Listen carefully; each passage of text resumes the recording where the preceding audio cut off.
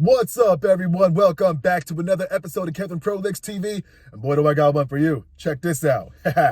Husband cheated with my close friend. All right.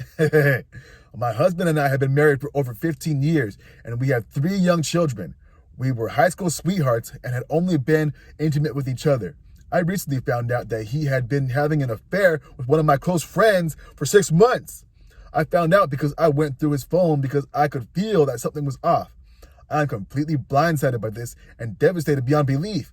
I'm so freaking mad at him, but I hate her with a freaking passion because I was confiding in her that I thought things were off between us, and she just kept looking me in the face and telling me everything was going to be okay, even though she knew she was behind it all.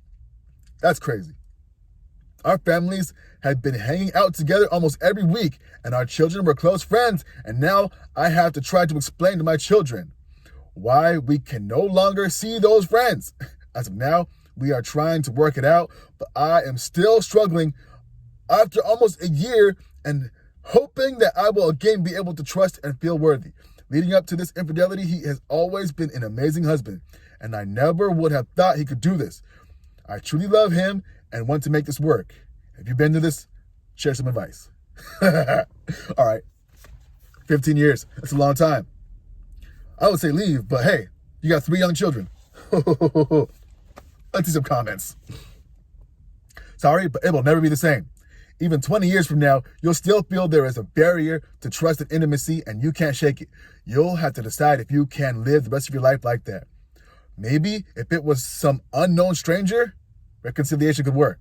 But because it's with your close friend, someone you also trusted, I don't see you ever coming back from this. Another person. Sorry, you'll never get over this betrayal while you're with him. I know it's not easy. Ask for a divorce and don't look back. From what I understand, your friend is married? If so, does that husband know? How was it? Take care. Someone else says, they basically just threw you off a building and laughed while you were falling. I'm sorry, but this is absolutely sadistic behavior on both of their parts. They got off on the secrecy while making you into the fool. Another person says, this is some cold business right here. I'm sorry. You say you want to make it work, but you're not the one who broke it up. It's not on you to fix. It's on him. You need to decide what measures he needs to fulfill in order for you to trust him again. But most cheaters don't come clean. They just get better at hiding. So one of the questions you have to ask yourself is, how much are you willing to police his phone and accounts? Do you want to live in a state of distrust for some predetermined length of time before deciding you can trust him again? There's a question. Another person. As someone who had this exact thing happen and around the same time, wow. I still struggle 12 years later with trust issues. In my experience, it doesn't go away. You don't get the same relationship back. We had 4 kids, and the affair partner of my wife had 5 kids, 13 people who were deeply affected by the deceit. I've only stayed because I want to see my kids every day. The youngest turned 13 on Sunday. I think once she graduates, I may leave. OP says, yes, thank you for your advice. I'm so sorry. This is my fear, and I love him very much. And he is proving himself. He is proving that he loves me. I don't know if I will ever be able to get over it. Oh, wow. All right, another person says, your husband has a cheating nature. You have to face that fact.